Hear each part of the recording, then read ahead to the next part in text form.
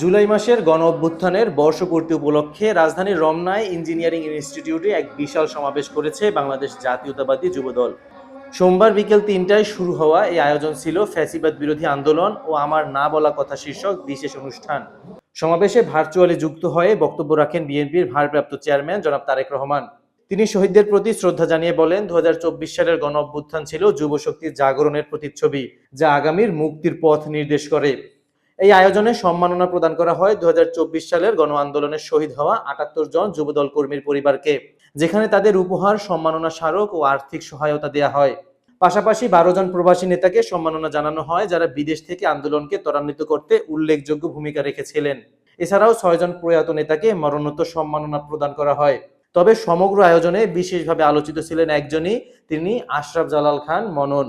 তিনি ছিলেন যুবদলের কেন্দ্রীয় নির্বাহী কমিটির সাবেক সদস্য এবং জাতীয়তাবাদী যুবদলের একজন পরীক্ষিত সংগঠক।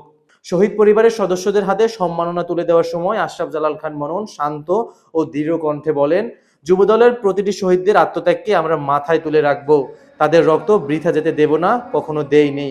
তার উপস্থিতি এবং সংগঠনশীল দৃঢ়তা অনুষ্ঠানে এক ভিন্ন মাত্রা যোগ করে। উপস্থিত নেতাকর্মীরা তাকে বীরোচিত ভঙ্গিতে স্বাগত জানান এবং সম্মান জানায়।